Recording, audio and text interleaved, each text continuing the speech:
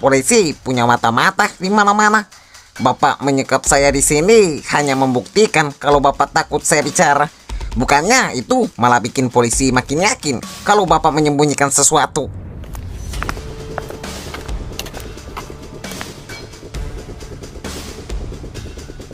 Dato, pastikan tidak ada yang masuk ke area ini.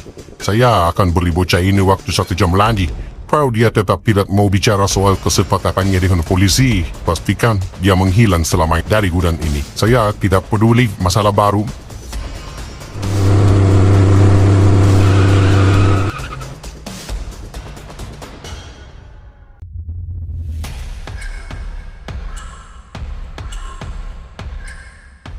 Nah, waktu yang pas. Tadi saya lihat Pak Broto masuk ke dalam. Dia baru aja dari luar. Nah, mantap. Kerja bagus, Din. Kita harus gerak sekarang sebelum Pak Broto kabur. Semua unit bersiap masuk ke dalam. Ruangan target kita belum diketahui. Kita harus mencari. Kita lakukan penggerebekan sekarang. Jangan ada yang bersuara dulu sebelum kita benar-benar berhasil menemukan ruangan penyekapannya.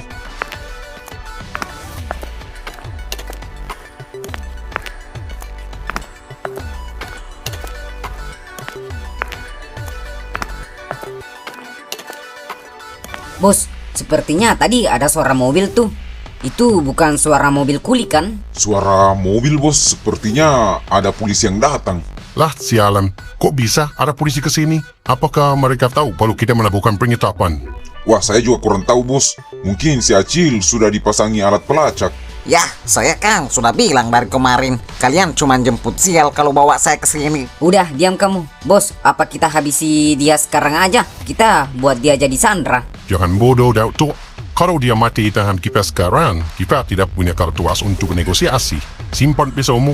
Zeng, semua pintu udah terkunci kan? Kita harus cari jalan keluar lewat jalur tikus.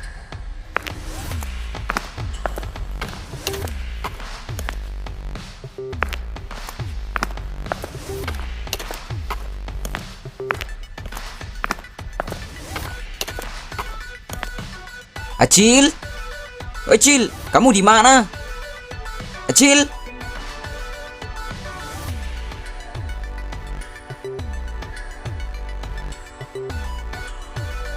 Bos, sepertinya mereka sudah di dalam gudang. Kita sepertinya sudah terkepung. Udah nggak ada jalan lain. Kalian tenang aja di sini, biar saya yang hadapi polisi itu.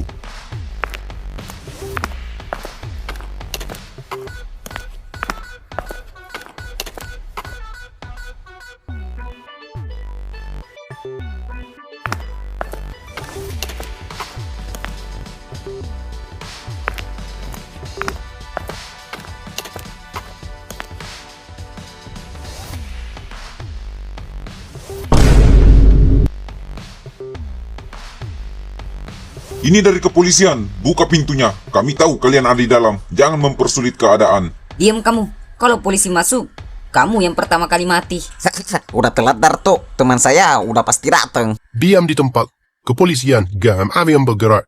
Udah, dobrak aja sekarang. Mereka pasti di dalam. Lepaskan pisaunya, Darto, atau kami tembak kepala kamu. Waduh, kampret. Kampret, Pak Broto nipu kita. Kita dijadiin tumbal. Jangan bergerak atau peluru masuk ke kepala kamu. Cil, kamu nggak apa-apa kan? Maaf ya, saya telat. Tadi saya sempat mampir gombalin Sarah sebentar, biar suasananya nggak tegang-tegang amat. Gila kamu, Topik. Nyawa saya udah hampir hilang. Kamu masih sempet-sempetnya gombalin anak polisi. Gila, Cil. Saya kira kamu udah diapa-apain di dalam tadi. Si Darto beneran naruh pisau di leher kamu. Udah lewat, Topik. Makasih ya. Kalau kamu nggak bawa polisi, mungkin saya udah beneran diangkut ke laut sama mereka. Kamu harusnya makasih juga sama Sarah. Kalau bukan karena saya nyetor nyawa ke rumahnya buat minta tolong bapaknya, urusannya nggak bakal secepat ini. Iya, saya tahu kamu emang jago cari kesempatan dalam kesempitan. Kau baik-baik saja kan, Cil? Bantuan medis akan sebentar lagi datang. Ya, saya aman, Pak. Tapi di mana Pak Broto? Saya lihat dia keluar tadi sebelum polisi masuk. Itu masalahnya. Kami tidak menemukan Pak Broto maupun jejaknya di dalam gudang ini. Padahal kami sudah menyisir seluruh lokasi di gudang ini. Jadi maksud Bapak Pak Broto kabur? Kami sudah menyebar tim ke dermaga, keberangkatan dan menutup jalur tol. Tapi orang itu licin. Dia sepertinya sudah menyiapkan rencana pelarian cadangan. Dia meninggalkan gudang ini tanpa jejak. Entah dia pakai kendaraan atau ada yang menjemput. Kalau Pak Broto belum tertangkap, berarti kami belum aman, Pak. Dia masih punya banyak orang di luar sana yang bisa bantu dia. Tenang Cil, kan Pak Zain dan Darto sudah di tangan kita. Mereka akan kita paksa untuk bicara. Dan sekarang setelah apa yang terjadi, kami punya alasan kuat untuk menetapkan Pak Broto sebagai buronan utama. Malam ini kalian berdua tetap di bawah pengawasan kami. Jadi tenang saja.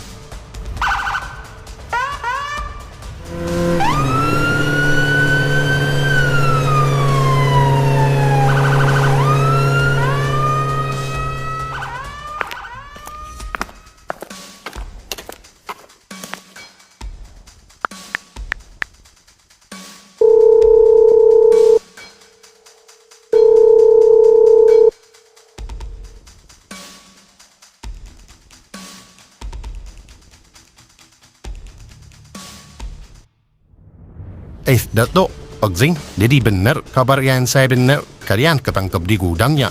Sialan, semuanya berantakan, Cok. Si Acil berhasil dibawa polisi. Kita benar-benar kayak disapu badai. Habis sudah kita semua di sini.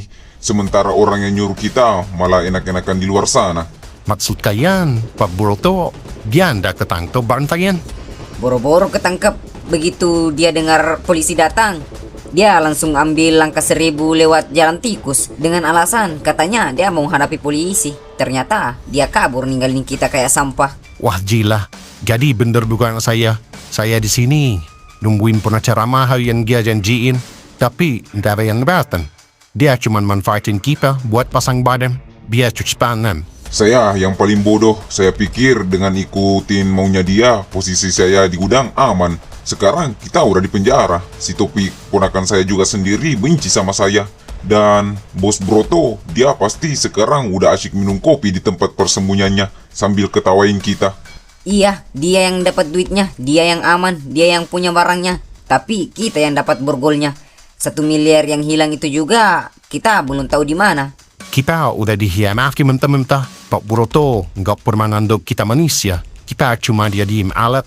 Kalau dia emang mau nyelamatin kita, dia nggak bakal biarin kita di sini sendirian. Terus kita harus gimana sekarang? Polisi pasti bakal terus neken kita soal kasus Jampang dan Ko Acing. Kalau dia bisa hianatin kita, kenapa kita harus setia? Besok, kalau polisi melakukan interogasi lagi, saya nggak bakal diam. Kalau saya harus busuk di sini, Pak Broto juga nggak boleh hirup udara bebas di luar sana. Kita harus nyanyi bareng-bareng.